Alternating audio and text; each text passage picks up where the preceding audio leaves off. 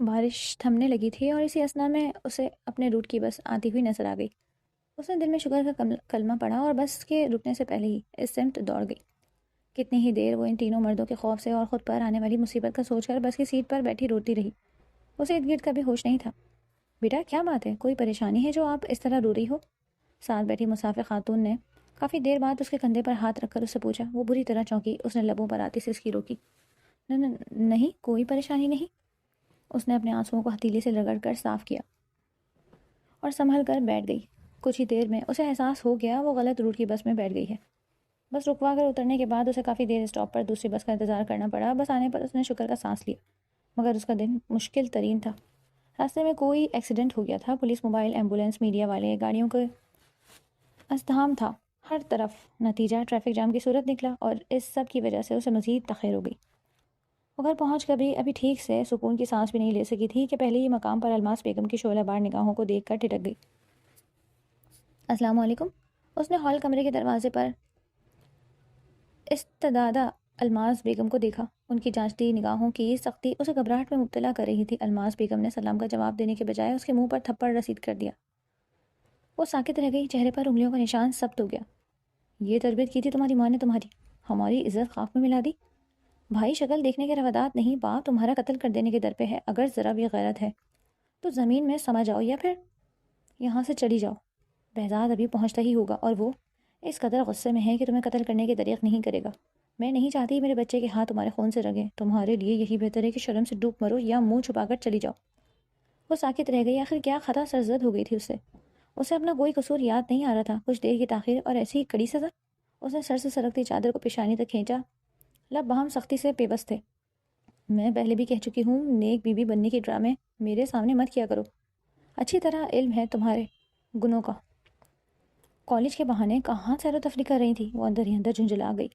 بے شک اسے دیر ہو گئی تھی، مگر اتنی بھی نہیں کہ وہ ایسے رکی کو الزام لگاتی اور اس طرح ہاتھ اٹھائیں۔ اس کا بایاں رخسار جل رہا تھا۔ میں کہیں سیر و تفریح نہیں کرنے گئی تھی۔ وہ بولی تو اس کی آواز پہلی بار تیز ہوئی تھی۔ جھوٹ بول کر مجھے غصہ مت دلاؤ، ایسا نہ ہو کہ تمہیں بہزاد کے آنے سے پہلے دھکے دے کر نکال دوں۔ میں تو یہ چاہتی ہوں وہ خود طلاق دے تمہیں۔ وہ پھنکاری تھی۔ زیست ان کے عناد اور نفرت کی حد سے واقف ہی نہیں تھی۔ ان سے رحم کی توقع رکھنا عبث تھا۔ زیست کہاں رہ گئی تھی تم؟ وقت دیکھا ہے کتنا ہو گیا ہے؟ میں نے اسفر کو تمہارے کالج بھیجا تھا، مگر وہاں تو کب کی چھٹی ہو چکی ہے اور تم 4 بجے گھر آ رہی ہو۔ کیا تم نے صبا سعدیہ کو کبھی اس طرح دیر تک گھر سے باہر دیکھا ہے؟ تم نے ہر حد پار کر لی۔ سلجوق آفریدی ہال کمرے کے صوفے پر سے اٹھ کر اس کی راہ روکے کھڑی الماس بیگم کے ساتھ آ کر سوال جواب کرنے لگے تھے۔ ان کے چہرے پر برہمی رقم تھی، لہجے میں شک کی آنچ تھی۔ زیست نے لب دانتوں تلے دبا کر امٹ کر آنے والے آنسو روکے۔ بارش کی وجہ سے دیر ہو گئی اور پھر ٹریفک جام۔ اس نے مختصراً جواب دے کر اندر جانا چاہا، مگر الماس بیگم کہاں راستے سے ہٹنے والی تھی۔ اچھا بارش کی وجہ سے دیر ہوئی ہے یا پھر ہماری آنکھوں میں دھول جھونک کر اس آوارہ مظفر کے ساتھ گھومنے گئی تھی؟ اس کا دماغ بھگ سے اڑ گیا۔ نہیں، میں ان کے ساتھ نہیں گئی تھی، اس نے بلا تامل نفی کی۔ بس اب پانی سر سے گزر چکا ہے۔ آج تو ہمیں کوئی غلط فہمی نہیں ہوئی۔ اس دن تم نے کیا چال چلی تھی مجھے سمجھ نہیں آئی، مگر مجھے یقین ہے اس دن بھی تم گھر میں نہیں تھی۔ خیر آج تو ثبوت بھی ہے، اب بہزاد آ کر فیصلہ کرے گا تمہارا۔ ان کی ہر بات کا اختتام ایک اسی بات پر ہو رہا تھا۔ عزیز نے سلجوق آفریدی کی طرف دیکھا، وہ خاموش تھے۔ مامو جان میں کالج گئی تھی اور کہیں نہیں گئی۔ واپسی میں مظفر بھائی بس اسٹاپ پر ملے تھے، مگر بس کرو زیست، بہت پریشان ہو گیا ہوں میں۔ تمہاری شادی بہزاد سے کروانے کے بعد کوئی نہ کوئی نئی بات سامنے آ جاتی ہے۔ اگر تم کالج گئی تھی تو اتنی دیر سے کیوں آ رہی ہو؟ وہ اس بے اعتباری پر جواب دینے کے روادات نہ ہوئی۔ اگر اس صاحبان کے علاوہ کہیں اور کوئی ٹھکانہ ہوتا۔ اس کی عزت نفس بری طرح مجروح ہوئی تھی۔ رہنے دیں، یہ یوں ہی بہانے بناتی رہے گی۔ میں بہزاد کو بتاتی ہوں۔ مہارانی سڑکوں پر خاک اڑا کر شہر بھر میں ہماری رسوائی کر کے گھر آ گئی۔ اس کا چہرہ ضبط سے سرخ ہو گیا۔ وہ بہزاد کو اس کی اتنی سی تاخیر کی بابت نہ صرف بتا چکی تھی، بلکہ اس میں اپنی مرضی سے سیر و تفریح اور رسوائی جیسی باتوں کا خاطر خواہ اضافہ بھی کر دیا تھا۔ اب کچھ بھی کہنا بیکار تھا۔ وہ لب سیے کھڑی تھی۔ بہزاد شہر سے باہر ہے، تم کیوں اسے بار بار پریشان کر رہی ہو؟ سلجوق آفریدی نے انہیں ان کے ارادوں سے باز رکھنے کی کوشش کی۔ آپ کو کیا لگتا ہے اس کے کردار کی سیاہی بہزاد سے چھپ جائے گی؟ اسے بھی مظفر یہ تصویریں بھیج چکا ہوگا۔ الماس بیگم کے قیاس پر اس کی روح آنکھوں میں سمٹ آئی۔ بارش میں بھیگا نم لباس، ابتر حلیہ، اپنی عزت نفس اور نسوانی وقار کی بکھرتی دھجیاں سمیٹنے میں ناکام۔ وہ روز روز کی اس عدالت میں باعزت بری ہونے کے لیے کیوں تگدو کر رہی تھی؟ یہ لوگ اس کے متعلق رائے کام کر چکے تھے، جس میں رد و بدل کرنے میں کسی کو دلچسپی نہیں تھی۔ کوئی سچ نہیں جاننا چاہتا تھا۔ صبا اور سعدیہ دونوں اس وقت اپنے ننیال گئی ہوئی تھی۔ امیمہ کی سالگرہ تھی، الماس بیگم بھی وہاں جانے کے لیے تیار تھی، بس نکلنے سے پہلے عزیز کو گھر سے متعلق مستقل نکلنے کا انتظام کرنا چاہتی تھی، اور اب وہ راہ ہموار ہو ہی گئی تھی۔ سلجوق آفریدی کو پہلے ازور کے ذریعے اس کے کالج میں نہ ہونے کی اطلاع ملی۔ انہوں نے 2 بجے اسور کو کالج بھیج دیا تھا کہ عزیز کو لے آؤ، مگر اسور کو پہنچنے میں مزید دیر ہو گئی۔ وہ 2:30 بجے کے قریب پہنچا اور اس کی اطلاع نے سلجوق آفریدی کو فکر مند کر دیا۔ وہ خود اسے دیکھنے جانا چاہتے تھے، لیکن اس سے پیشتر مظفر کی بھیجی گئی تصاویر الماس بیگم کو واٹس ایپ پر موصول ہو گئی تھی۔ عزیز اور مظفر ساتھ کھڑے ہوئے تھے اور یہ تصاویر الماس بیگم سلجوق آفریدی کو دکھا چکی تھی۔ یہ دیکھیں، میں کہتی ہوں تو یقین نہیں آتا، اپنی آنکھوں سے دیکھیں، مظفر کے ساتھ حسین موسم سے لطف اندوز ہو رہی ہے آپ کی لاڈلی بھانجی۔ اب گھر آئی تو میں اسے گھر میں قدم نہیں رکھنے دوں گی، اس کی وجہ سے ہمیں ذلت اور رسوائی مل رہی ہے۔ اس لڑکے نے دھڑلے سے تصاویر بھیج کر یہ بات واضح کی ہے کہ وہ دونوں اب نہیں رکیں گے۔ اچھا ہوتا آپ مظفر سے ہی اس کی شادی کرتے، میرا معصوم بچہ بلا وجہ بھی ٹینشن لے گا، مگر اسے بتانا بھی ضروری ہے، میں اب خاموش نہیں رہوں گی۔ سلجوق آفریدی غصے کے تیز تھے، اور یہ بھی سچ تھا کہ ان تصاویر کو دیکھ کر وہ مشتعل ہو گئے۔ انہوں نے مظفر کا نمبر ملایا، مگر اس نے کال ریسیو نہیں کی اور کچھ ہی دیر میں عزیز بھی آ گئی۔ الماس بیگم نے بہزاد کا نمبر ملایا، پہلے ہی بیل پر کال ریسیو کر لی گئی تھی۔ بہزاد آ گئی ہے، دروغگو کردار باختہ لڑکی، مظفر کے ساتھ گھومنے گئی تھی، مجھ سے تو کالج کا کہہ کر گئی تھی، ہر بات روز روشن کی طرح عیاں ہو گئی۔ دل تو میرا یہ چاہ رہا ہے کہ اسے دھکے دے کر گھر سے نکال دوں، مگر پھر تم باپ بیٹے مجھے ہی مورد الزام ٹھہراؤ گے۔ ان اخوت سے گویا ہوئے انہوں نے کال ریسیو ہوتے ہی بولنا شروع کر دیا تھا۔ دوسری جانب اس نے سختی سے لب بھینچے، کوئی ضرورت نہیں ہے اسے کچھ بھی کہنے اور پوچھنے کی، میں آ کر خود پوچھ لوں گا، آپ پلیز اسے اس کے حال پر چھوڑ دیں۔ وہ بہت ضبط کا مظاہرہ کر کے بولا۔ الماس بیگم کے چہرے پر ناگواری رقم تھی۔ آ جاؤ دیکھ لو آ کر کیا حالت ہے اس کی، اور پوچھنے کی ضرورت نہیں، مجھے یقین ہے اسے دیکھ کر تم فوراً طلاق دے دو گے۔ عزیز کے چہرے کا رنگ خطرناک حد تک زرد ہو گیا تھا، اس نے رابطہ منقطع کر دیا۔ الماس بیگم کے اندر لگی آگ مزید بھڑک رہی تھی، وہ اس آگ میں عزیز کی زندگی ہی نہیں بلکہ اسے بھی جلا کر خاک کر دینا چاہتی تھی۔ یاسمین نے اپنے بھائی کی زندگی میں مجھے ارضاء کیا تھا، ایسے ہی اس کی بیٹی میرے بیٹے کی زندگی میں بے وقت ہو کر رہ گئی۔ اب یہ اس گھر سے ہمیشہ کے لیے بے دخل بھی ہو جائے گی، میرے دل کو سکون ملے گا۔ یاور خان اور یاسمین کی بیٹی کسی خوشی کی مستحق نہیں۔ انہوں نے رائنا کا نمبر ملایا، وہ بہزاد کو قائل کر سکتی تھی، انہیں یقین تھا مجبور ہو کر وہ عزیز کو طلاق دینے پر آمادہ ہو جائے گا۔ بارش کب کی رک چکی تھی، مگر عزیز کی زندگی میں آنے والا طوفان اس کی عمر بھر کی پونجی بہائے لے جا رہا تھا۔ ایک ہی تعلق تھا جس نے اسے یہ چھت میسر کی تھی، اب اگر وہ نہ رہتا تو اس کا ٹھکانہ دارالامان ہی ہوتا۔ وہ راہداری میں ایسے ہی کھڑی تھی جیسے ملزم کٹہرے میں کھڑا ہوتا ہے۔ اسے سلجوق آفریدی کی بے اعتباری نے تکلیف دی، مگر وہ اس وقت صرف وہ تصویریں دیکھ رہے تھے۔ کیا تھا ان تصویروں میں؟ مظفر نے عزیز کا ہاتھ پکڑے رکھا اور ان تصویروں کو دیکھ کر اس پر فرد جرم عائد کی۔ اس وقت کوئی اس کا گواہ نہ وکیل۔ تبھی وہ خاموش ہو گئی تھی، ایک لفظ اپنی بے گناہی میں مزید نہ کہہ سکی، نہ ہی ان کا ہاتھ روک سکی اور نہ انہیں جھٹلا سکی۔ بہزاد اسے چھوڑ سکتا تھا، یہ فیصلہ ممکنہ فیصلوں میں سے تھا۔ وہ اس کی محبت نہیں تھی، نہ پسند نہ خواہش۔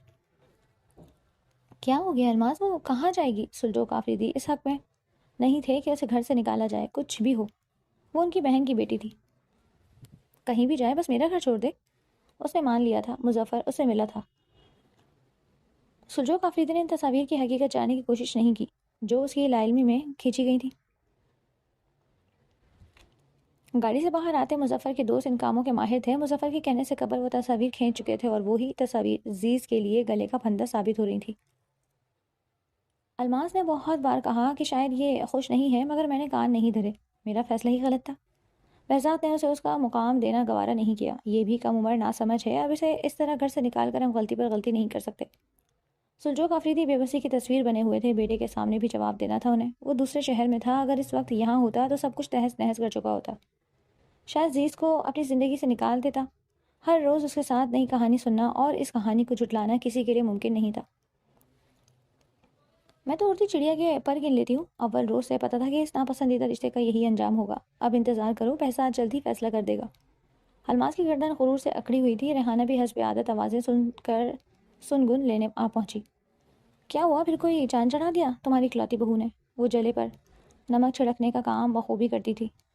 یہ اکیلی نہیں، تمہارا بیٹا بھی خاندان کی عزت و ناموس خاک میں ملا رہا ہے، آج اس کا فیصلہ ہوگا، اور مظفر کا بھی۔ ناطق کا بند کرواؤں گی میں۔ الماس بیگم کے ارادے ریحانہ کو چراغ پا کر گئے۔ میرے بیٹے کا ناطق کیوں بند کرواؤ گی؟ وہ قصوروار نہیں، یہ لڑکی ہے ہی فتنہ۔ ریحانہ بھڑک کر بولی۔ وہ اپنے اوپر لگنے والے الزامات سن کر ششدر تھی، اس کا کیا قصور تھا سوائے اس کے کہ جس کے نام سے وہ اس چھت تلے تھی وہ اس کے حصے کی چھاؤں سے اسے محروم رکھتا۔ بہزاد کے گھر اور دل میں اس کا مقام تھا نہیں، اب تو بالکل ہی اپنی وقت کھو دی اس نے. وہ بہت غیرت مند ہے، ایسی لڑکی کو اپنے نام کے ساتھ کبھی باندھ کر نہیں رکھے گا. اب یہ اس گھر میں نہیں رہ سکتی. الماس بیگم کا فیصلہ حرف آخر تھا. انہوں نے آج پھر اس کا ہاتھ پکڑ کر اسے گھر سے باہر کرنا چاہا. میں کہاں جاؤں گی؟ اس نے سلجوق آفریدی کی طرف دیکھا جو آج یہ سوچ کر پچھتا رہے تھے کہ اس کی شادی مظفر سے کر دیتے تو زیادہ اچھا تھا. بہزاد کے آنے تک تم یہاں رک سکتی ہو اور میں بھی اسے سمجھا ہی سکتی ہوں. سمجھا ہی سکتا ہوں، لیکن اگر اس نے کوئی فیصلہ کیا تو میں بھی اسے مجبور نہیں کر سکوں گا. اس نے طلاق دے دی تو اس کے بعد تمہاری دوسری شادی مظفر سے ہوگی. سلجوق آفریدی کا دل پسیج گیا. اس کی ماں زندہ نہیں تھی اور باپ اسے کبھی اپنے گھر میں جگہ نہ دیتا. وہ اپنے تئیں اس کے حق میں نرم پڑے تھے، مگر کوئی اس سے پوچھتا جس کے سینے میں اس وقت کسی نے آگ اگلتا خنجر دے مارا. بہزاد آ کر اس کا فیصلہ جب کرے گا تب تک بھی میں اسے اپنے گھر میں برداشت نہیں کر سکتی. الماس بیگم نے اس کا ہاتھ پکڑا اور کھینچتی ہوئی اسے لان میں لے آئی. سلجوق آفریدی نے لب بھینچ کر اس کا بے رحم اور دو انداز دیکھا. ریحانہ کانوں کو ہاتھ لگانے لگی. اس عورت کے سر پر اسے طلاق دلانے کا بھوت سوار ہے. ایک وقت تھا یہ مجھے بھی ایسے ہی طلاق دلانا چاہتی تھی. وقت گزر گیا مگر اس عورت کی سوچ نہیں بدلی.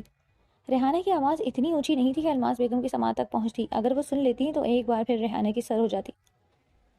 الماس رک جاؤ، میں کہہ چکا ہوں ہمیں بہزاد کا انتظار کرنا چاہیے. وہ اسے دروازہ کھول کر باہر نکالنا چاہتی تھی، وہ جو ایک بار بھی ان کے ارادوں کے سامنے مزاحمت نہیں ہوئی. اس کی بے بسی دیکھ کر سلجوق آفریدی نے پھر مداخلت کی. الماس بیگم نے خوخار نظروں سے اسے دیکھا. جب تک فیصلہ نہیں ہو جاتا تمہارا وجود برداشت کرنا میری مجبوری ہے. مگر اب تم اپنے قدم میرے بیٹے کے کمرے میں نہیں رکھو گی، بلکہ اس گھر میں بھی نہیں رکھو گی.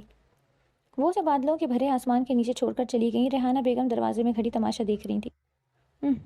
تمہارے بیٹے میں ایسی بات ہے ہی نہیں کہ کوئی لڑکی اس کے ساتھ بن کر رہے. وہ خود بھی کوئی پارسا نہیں. ریحانہ بیگم پھر بڑبڑائی تھی اور اس بار ان کی آواز الماس بیگم کے سماعت تک پہنچ گئی. میرے بیٹے کے لائق یہ بدکردار لڑکی نہیں ہے. اس میں گن نہیں تھے، اس لیے میرا بیٹا اس کی طرف مائل نہیں ہوا. اسے چھوڑ کر دوسری لڑکی سے شادی کر لی، مگر بدقسمتی سے یہ پھر بھی اس کے ساتھ نتھی کر دی گئی. اب یہ اس گھر سے نکلے گی اور ساتھ تمہارا بیٹا بھی. انہوں نے پلٹ کر ریحانہ کو جواب دیا اور زیز پر قہر بار نگاہ ڈالی. انہیں کسی طور سکون نہیں مل رہا تھا. وہ اس کو نکلوائے بغیر کسی طرح چین سے بیٹھ جاتی. تمہارا کانٹا تو آج میں نکلواتی ہوں. کہتی ہوں بہزاد سے کہ کاغذائی کارروائی بعد میں ہوتی رہے گی، ابھی فون پر ہی تمہارا حساب بباغ کرے. یہ رات اس گھر میں حرام ہوگی تم پر. وہ تن فن کرتی ہوئی چلی گئی تھی. ریحانہ بھی اس پر سر سی نگاہ ڈال کر اندر کی طرف بڑھ گئی. بادل اسی وقت بہت زور سے گرجے. بجلی کی چمک نے پورے لان کو ایک ساتھ کے لیے روشن کر دیا اور پھر وہ اندھیرا بارش کا ایک قطرہ تک زمین پر نہیں گرا تھا. البتہ بادلوں کا تصادم دل دہلا دینے والا تھا. اس نے گھٹنوں کے گرد بازو لپیٹ کر اپنا سر گھٹنوں پر ٹکا لیا. مظفر گھر نہیں آیا تھا. اگر وہ گھر آ بھی جاتا تو کون سا اس کے حق میں گواہی دے دیتا؟ اسے یقین واثق تھا یہ حرکت مظفر کی مشکل وقت گزارنے کے بعد اب ایک نیا امتحان اس کی برداشت اور صبر رکھنے پر آنے والا تھا. اور وہ نہ ہی اتنے مضبوط تھی اور نہ تجربے کار کے حالات کے دے پردے وار سے پاتی. دوسری بیوی بننے کا دکھ تو ابھی بھی کم نہ ہوا تھا. انچاہی ہونے کا قصور وہ بھگت رہی تھی. نظر اندازی اور ناقدری اس کا نصیب بنی تھی. الزامات کے کیچڑ نے اس کے دامن پر ایسے داغ لگائے تھے جو ایک عمر کی ریاست کے بال بھی نہ دھلتے. طلاق کا خوف موت کے خوف سے زیادہ ڈرا رہا. سر پر گرجنے والے بادل جیسے اس کی تباہی کا پیش قیامت ہے، اس پر زمین والے گرج رہے تھے. آسمان کا گرجنا تو معمولی بات تھی. جن پر زمین تنگ ہو جائے خلا میں بھٹکنا اس کا مقدر ٹھہرتا ہے. اب کہاں امان ملے گی؟ سوالیہ نشان اسے ڈرا رہے تھے. کوئی جواب نہیں تھا. اس کے اندر گہری چپ تھی. کرلاتی چپ بے یقینی حد سے سوا تھی. گمان غالب تھا. وہ اب تک اس رشتے پر 2 حروف بھیج چکا تھا. ابھی کچھ پل میں الماس بیگم گردن تان کر ہنستی مسکراتی باہر آئیں اور اسے روح فرسا خبر سنا کر اپنے لفظوں سے اس کی جان نکال لیں گی. بادل ایک بار پھر گرجے. اس نے سختی سے کانوں پر ہاتھ رکھ لیے اور وہ کوئی آواز نہیں سننا چاہتی تھی. مدتوں جیسے بھلایا ہے، عمر بھر وہی یاد آیا. آشنا ہی نہیں وہ زخموں سے اب مسیحا جسے بنایا ہے. حد ہی کرتے گئے ہو صاحب، ہم کو بے حد ہی آزمایا ہے. ایک ہی نام کا حوالہ تھا، کچھ تعلق تو یاد آیا ہے. بھول کر آ گئے ہمیں واپس، پھر بھی منزل پہ ہمیں پایا ہے. ضبط کی ساری تناہ ہے ٹوٹی، قصہ غم انہیں سنایا ہے. راحتیں چھوڑ کر ہم بیٹھے ہیں، عشق کا روگ جب لگایا ہے. ایک طرفہ محبت کا تعلق آخری سانس تک نبھایا ہے. ٹوٹ کر ہم بکھر گئے لیکن جوڑنے کون ہمیں آیا ہے. کٹھن ہے زندگی کتنی، سفر دشوار کتنا ہے. کہیں منزل نہیں ملتی، کہیں رستہ نہیں ملتا. ہمارا ساتھ دے پائے کوئی ایسا نہیں ملتا. فقط ایسے گزارو تو یہ روز و شب نہیں کتنے کٹتے. یہ کرتے تھے کبھی پہلے مگر ہاں اب نہیں کرتے. مجھے پھر بھی میرے مالک کوئی شکوہ نہیں تجھ سے. میں ہر دکھ جھیل سکتا ہوں، میں جا پر کھیل سکتا ہوں. اگر تو آج ہی کر دے محبت ہم سفر میری. وہ کڑی دھوپ میں سفر کرتی موم جیسی لڑکی مغیث کے جذبے جھلکاتی پرحدت آنکھوں کے سامنے پگھلتی نہیں تھی. مغیث اس کی محبت، مضبوطی اور ثابت قدمی کو دیکھ کر رستہ نہیں بدلا بلکہ ہر گزرتے دن کے ساتھ وہ اس لڑکی کا متعارف ہوتا جا رہا تھا۔ وہ میڈم اقرا کی درخواست پر مغیث کے اسکول آ گئی تھی، مگر اپنے کام سے کام رکھتی مغیث نے اسے کئی بار دارالامان ڈراپ کرنے کی پیشکش کی، مگر اس نے ہر بار سہولت سے یہ پیشکش مسترد کر دی۔ اس کے پائے استقامت کو متزلزل کرنا کسی محبت کے اختیار میں نہ تھا۔ وہ سمجھ گیا تھا وہ کوئی عام لڑکی نہیں ہے۔ اس نے میڈم اقرا سے باقاعدہ رشتے کی بات کی تھی۔ وہ خود بھی راضی تھی، مگر وہ اتنی عجلت پسند نہیں تھی۔ وہ پہلے ہر طرف سے تسلی کرنا چاہتی تھی۔ کسی ایسے ویسے خاندان کی لڑکی سے وہ کیوں کر اپنے بھائی کی شادی کر دیتی، حالانکہ وہ ہر لحاظ سے نجیب الطرفین نظر آتی تھی۔ رکھ رکھاؤ، بات چیت اور سباؤ اس میں سادگی اور تمکنت تھی، باقوار اور نازک اندام تھی، حسین صورت میں ایک شان بے نیازی تھی۔ اس کا حسن بجلیاں گراتا تھا، مگر اس کی سنجیدگی اور سادگی اس حسن کے ساگر پر بند باندھے رکھتی۔ مغیث کے لیے ضبط لازم تھا، ورنہ کون تھا جو مبتلا محبت ہو کر ازن محبت کا طالب ہوتا؟ ہاں، یہ ازن محبت کی حاجت فقط محبوب کی خوشی کے لیے اہم ترین درجہ رکھتی ہے۔ اس لڑکی کی دلی آمادگی کا منتظر تھا، وہاں سے اگر کوئی مثبت اشارہ ملتا تو ہی پیش قدمی کرنا چاہتا تھا، لیکن ہر بات ارادے کے عین مطابق نہیں ہوتی، اور پھر وہ محبت ہی کیا جس میں سوچ سمجھ کر اور عقل و خرد کو دخل حاصل ہو۔ محبت تو بس اپنے اشاروں پر چلاتی ہے۔ دل یک طرفہ محبت میں بھی پابند وفا ہوتا ہے، انا رتی کر لاتی ہے، دماغ بھی عقل کا دامن تھامنے کی ہدایت دیتا ہے، مگر محبت مثل سیماب ہے، کل و بیتاب رکھتی ہے، سرگوشیوں میں دل سے ہم کلام رہ کر سمجھاتی ہے۔ اس اضطراب کا علاج محض وصال دوام ہے اور کچھ نہیں۔ مغیث نے سوچ رکھا تھا اس کے مطابق تو اسے صدیاں گزر جاتی ہیں۔ اس کے انتظار میں وہ اتنے طویل عرصے انتظار کی تب و تاب نہیں رکھتا۔ محبوب سامنے ہو اور درمیان میں بظاہر مصلحت اور رسم و رواج کی دیوار بھی حائل نہ ہو تو انتظار بے معنی اور بے وقوفی گردانا چاہتا ہے۔ اس نے بھی ہوش مندی سے کام لیتے ہوئے اس مغرور اور بے نیاز حسن کے مالک کسی اونچے استھان پر بیٹھی دیوی کے چرنوں میں اپنا دل نکال کر رکھ دیا تھا۔ اس روز چھٹی سے قبل مغیث نے اسے پیغام بھجوایا ہے کہ اس کی بہن نے اسے بلوایا ہے اور وہ خود دارالمان جا رہا ہے تو اسے بھی ساتھ لے جائے گا۔ اس شش و پنج کا شکار تھی۔ آپ سر سے کہہ دیں میں پہنچ جاؤں گی۔ اس نے متانہ سے پیغام لے کر آنے والی ماسی کو اپنے جانے کا عندیہ دیا۔ کچھ دیر بعد وہ اپنی 2 کلاسز کا کام اپنی ساتھ تھی استانی مس نادرہ کو سمجھا کر اسکول سے باہر آ گئی، مگر وہ نہایت ضبط کا مظاہرہ کرتا ہوا اس اکھڑ لڑکی کا منتظر تھا۔ کیا آپ کو لگتا ہے میں اس قدر ناقابل اعتبار ہوں کہ آپ میری ساتھ چند منٹ کا سفر کرنے کی بھی روادات نہیں؟ وہ برہم نہیں تھا، مگر آواز غیر معمولی طور پر سرد تھی۔ میں آپ کے ارادے میں ملازمت کر رہی ہوں، آپ کی بہن کی مہربانی سے مہیا کی گئی چھت تلے رہ رہی ہوں، بات بے اعتباری کی نہیں، احتیاط کی ہے۔ اس نے اپنے مخصوص سنجیدہ اور دو ٹوک انداز میں مغیث کو لاجواب کر دیا۔ کوئی احسان نہیں کیا میں نے، آپ اس لائق ہیں تو میں نے ملازمت دی ہے، اور رہی بات چھت کی تو وہ میں بھی آپ کو مہیا کر سکتا ہوں اگر آپ مجھے شرف قبولیت کا درجہ دے کر میری زندگی میں شامل ہو جائیں۔ یوں سر راہ وہ اسے شادی کی پیشکش نہیں کرنا چاہتا تھا، مگر وہ تسلی سے اسے سننے پر آمادہ نہیں تھی۔ مغیث نے بے ساختگی میں دل کی بات کہہ دی۔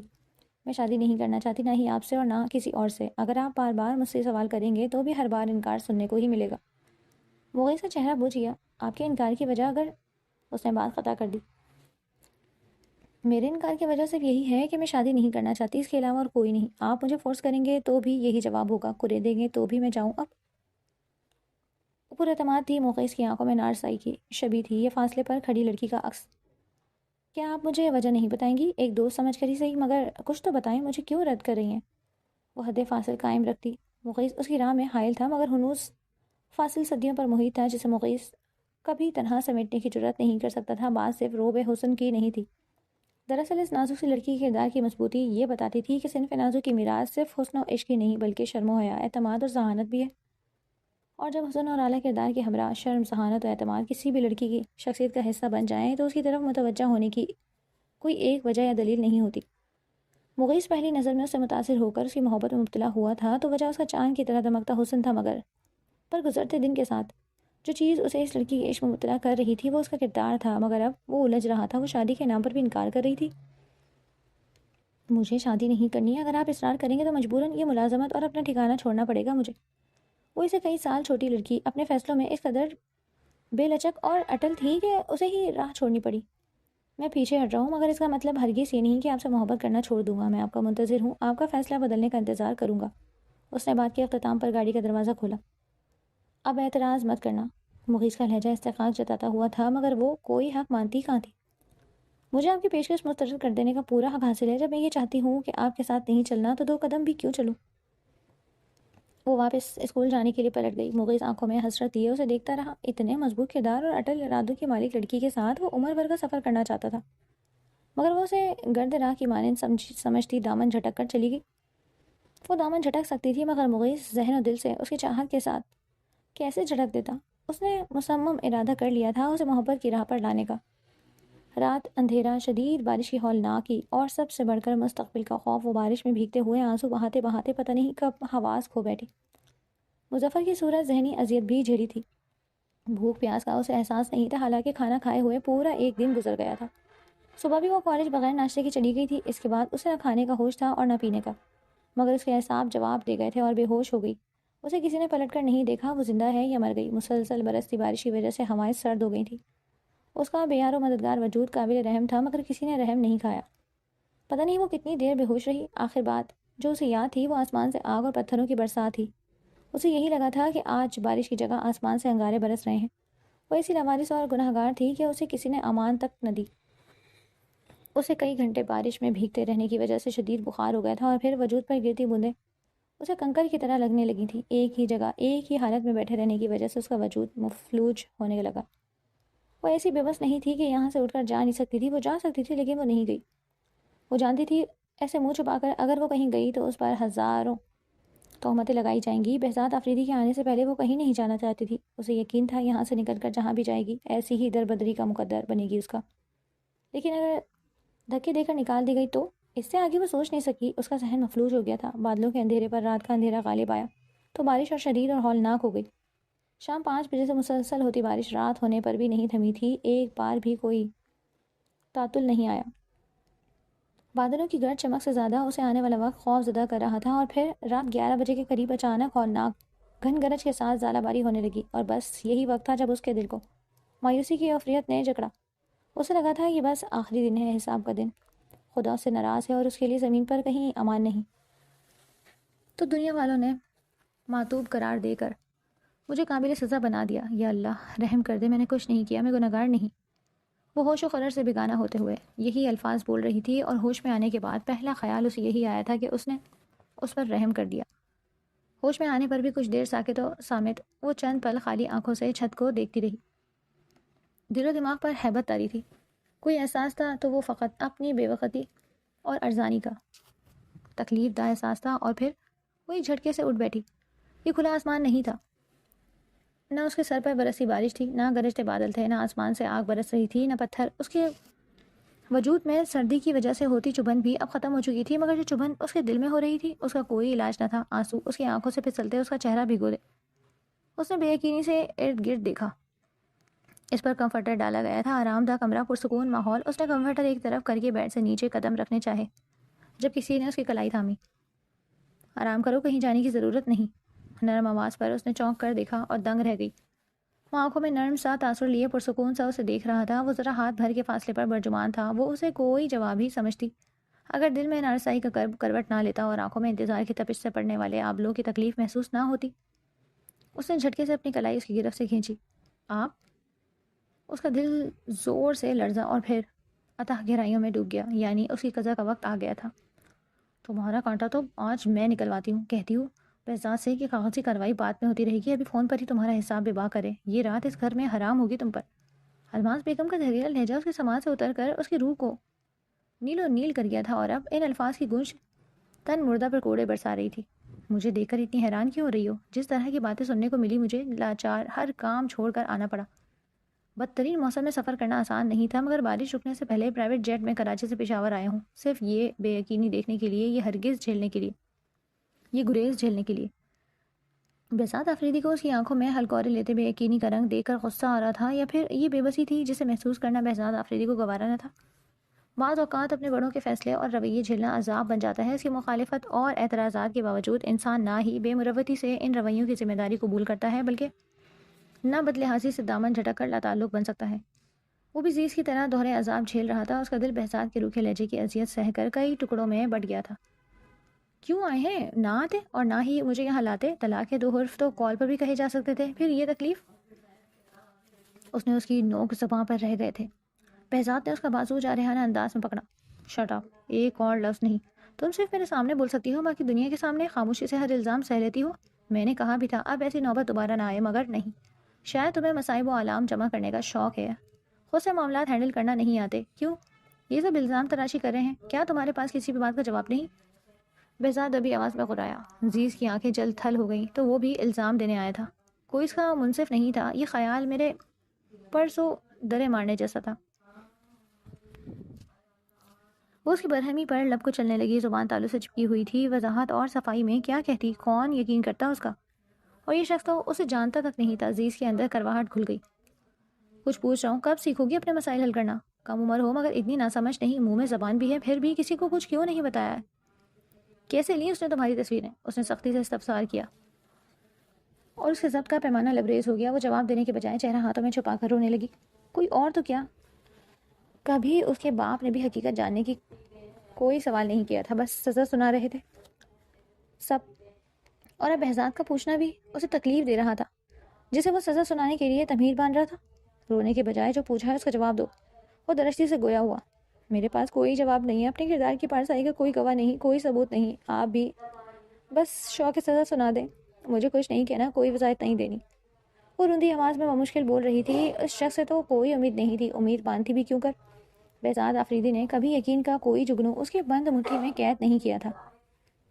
مایوسی کے اندھیروں میں روشنی کی کرن بنتا کوئی اعتبار کا لمحہ اس کی یادداشت میں محفوظ نہیں تھا۔ وہ بے یقینی کے جنگل میں بھٹک رہی تھی۔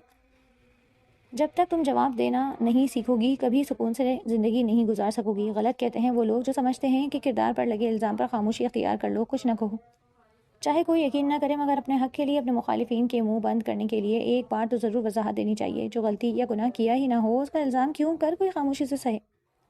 مجھ پر روز ایسے الزام لگتے ہیں، مگر میں بھی ایک حد تک چپ رہتا ہوں، پانی سر سے گزرے اس سے پہلے میں دوسروں کے منہ بند کرنے کے لیے ایک ہی بیان دیتا ہوں، ایسا کہ مجھ پر انگلی اٹھانے والے میرے مخالفین کو منہ چھپانے کی جگہ نہیں ملتی۔ ایسے اسکینڈلز ہماری اپنی کوتاہیوں کی وجہ سے بنتے ہیں۔ اگر ہم پہلی بار ہی مقابل کا منہ بند کر دیں، قطعیت سے کہہ دیں کہ ہم پر الزام لگانے کا حق کسی کا نہیں، تو لوگ انگلی اٹھاتے ہوئے ایک بار تو ضرور سوچیں گے۔ لیکن اگر دبک کر بیٹھ گئے تو ہر ایک… تم نے اس مظفر کی لگائی ہوئی آگ میں خاموشی سے جلنا منظور کر لیا؟ کیوں سب کو نہیں بتایا کہ وہ تمہیں تنگ کر رہا تھا؟ عزیز، تم ایک مسلم تعلیم یافتہ لڑکی ہو جسے اپنے حقوق اور فرائض کا بخوبی ادراک ہونا چاہیے۔ کسی ستی ساوتری کی طرح اپنے کردار پر لگے داغ دھبوں کو دھونے کے لیے کسی آگ میں کودنے یا باز کاٹنے کی جگہ اپنی سچائی ثابت کرنے کے لیے ڈٹ جانا سیکھو۔ وہ ساری تقریر کو بے دلی سے سن رہی تھی، اثر خاک نہیں ہوا تھا اس پر، وہ کچھ بھی کہنے پر آمادہ نہیں تھی۔ بہزاد لب بھیج گیا، وہ سر جھکائے لب سیے کسی مومی مجسمے کی طرح خاموش بیٹھی تھی۔ سمندر آنکھوں میں طغیانی آئی ہوئی تھی۔ اگر تم کچھ کہو گی نہیں تو میں کیسے سمجھوں گا کہ کیا غلط ہوا ہے تمہارے ساتھ؟ اس کے جھنجھلانے پر وہ اپنی جگہ سے اسی خاموشی سے اٹھی اور فاصلے پر رکھے صوفے پر جا بیٹھی۔ وہ اس کی خاموشی کو بے حسی سمجھ رہا تھا، مگر نہیں، یہ ہے بے حسی نہیں ہے، اعتنائی ہے، یا پھر گریز۔ عزیز، یہ کیا طریقہ ہے؟ میں تم سے سکون سے پوچھ رہا ہوں اور تم مجھے مسلسل زج کر رہی ہو، کیا ہوا تھا؟ وہ سب جانتے ہوئے بھی ایک دم بھڑک گیا۔ اس نے بہزاد کو شکوہ کناں نگاہوں سے دیکھا۔ میرے پاس بتانے کے لیے کچھ نہیں ہے، اور اگر کسی کو مجھ پر یقین نہیں تو میں مجبور بھی نہیں کر سکتی، نہ کسی کی منتیں کر سکتی ہوں، نہ وضاحت اور صفائیاں پیش کرنے کی خود مزید عرضہ کر سکتی ہوں۔ میں نے لب کشائی کرنی چاہی تھی تو مجھے بولنے نہیں دیا گیا۔ ویسے بھی یہاں کسی کو دلچسپی نہیں، سچ جھوٹ سے بہتان باندھ کر اس پر یقین کی مہر لگا دینا آسان ہے۔ آپ وہی فیصلہ کریں جو آپ کا دل چاہتا ہے۔ مجھ سے یہ امید مت رکھیں کہ میں اپنی صفائی میں کچھ کہوں گی۔ نہیں، مجھے اس شخص سے کچھ نہیں کہنا جس کی وجہ سے آج میں اس حال کو پہنچی ہوں۔ آپ سے مجھے کوئی اچھی امید نہیں۔ مجھ سے نکاح کر کے میری ذات پر جتنے احسانات آپ کر چکے ہیں وہی بہت ہیں، مزید زیر بار کر کے مجھے میری ہی نظروں میں شرمندہ مت کریں۔ اگر طلاق دینی ہے تو بس شوق سے دیں۔ وہ آواز کی لرزش پر قابو پائے بولتی چلی گئی۔ اسے امید تھی وہ 2 حرف اس کے منہ پر مار کر چلا جائے گا، پھر وضاحتیں، صفائیاں، منتیں، التجائیں سب بے معنی ہو جائیں گی۔ مزید رائے گانی بے وقتی اور بے قطعی برداشت نہیں کر سکتی تھی، لہٰذا دل پر جبر کر کے وہ کہا جس کا خوف اس کی دھڑکنیں روک دینا چاہتی تھی۔ اس نے تحمل سے اسے سنا، پھر درمیانی فاصلہ سمیٹتا ہوا اس کے قریب صوفے پر برجمان ہو گیا۔ سیاہ ٹراؤزر اور شرٹ میں ملبوس وہ شخص غضب کی سحر انگیز شخصیت کا مالک تھا۔ اس کی تمام تر بے اعتنائی، لا تعلقی، ہر جائی پن کو جھیل کر بھی وہ اس کے سحر سے دامن بچانے میں ناکام رہی۔ وہ اپنے آہینی لہجے میں پرتے شگاف سے واقف تھی۔ اس کا دل لوہے کے بیکار بے مسرت ننھے سے ٹکڑے کے معنی اس شخص کی مقناطیسی شخصیت کی طرف کھینچنے لگا۔ وہ پیشانی پر بکھرے بال سمیٹتا، سیاہ آنکھیں اس پر مرتکز کیے اسے یک ٹک دیکھنے لگا تھا۔ اس نے بھی نگاہ کا زاویہ یہ سوچ کر نہیں بدلا کہ وہ اس کمزور اور بے بس نہیں سمجھ لے۔ دھچکا تو اس وقت لگا جب اس نے عزیز کے ہاتھ تھام کر ایک لفظ بہت دقت سے کہا، سوری۔ وہ سلجوق آفریدی کے ہمراہ یاسمین بیگم کے گھر آیا تھا۔ اس وقت عزیز 9 سال کی تھی اور اس وقت بھی صفدر اور صابر سے ڈرتی تھی۔ اس کے سوتیلے بھائی اس پر اچھا خاصا روب رکھتے تھے، اسے گھر کے کام بولنے سے بھی کوئی نہیں ہچکچاتا۔ صفدر اور صابر تو خاص طور پر اسے کام کہتے تھے اور پھر ذرا سی تاخیر یا کوتاہی پر اسے جھڑکنے اور تھپڑ مارنے سے بھی دریغ نہیں کرتے تھے۔ اس دن بھی 9 سالہ عزیز کو صفدر نے اپنے کپڑے استری کرنے کے لیے دیے۔ لاؤ صفدر بیٹا، آپ کے کپڑے میں استری کر دیتی ہوں۔ یاسمین کاٹن کے کلف لگے شلوار قمیض کو دیکھ کر بولی تھی۔ صفدر بے شکن کپڑے پہنتا تھا اور عزیز کے لیے ان کپڑوں کو استری کرنا مشکل تھا، مگر اسی وقت یاور خان نے یاسمین کو بلا لیا۔ کھانا لگانے میں تاخیر کیوں ہو رہی ہے؟ بھائی کے آتے ہی سب کام بھول جاتے ہیں تمہیں؟ وہ دھاڑے۔ وہ بے بسی سے ہاتھ مسلتی رہ گئی۔ سلجوق آفریدی بھیجانے کے لیے کھڑی ہو گئی۔ یہ کیا حال کیا ہے تم نے میرے کپڑوں کا؟ کام چور لڑکی، تم سے ایک کام ڈھنگ سے نہیں ہوتا؟ بہزاد کی ہم عمر صفدر کی دھاڑ اپنے باپ کی گرجدار آواز کے مشابہ تھی۔ عزیز نے گرم گرم استری قمیض پر رکھ دی اور نتیجتاً قمیض چل گئی۔ صفدر نے یقیناً اسے تھپڑ مارا تھا اور وہ رونے لگی۔ سب اس آواز کی سمت متوجہ ہوئے تھے۔ صفدر کا کمرہ سامنے ہی تھا۔ یاسمین بیگم نے وہاں جانے میں ایک ثانیے کی دیر نہیں کی۔ وہی کیا، سلجوق آفریدی بھی اسی سمت بڑھے۔ صفدر نے چٹاک ایک ساتھ اس کے رخسار پر 2-3 تھپڑ رسید کرتے ہوئے اسے زوردار دھکا دیا۔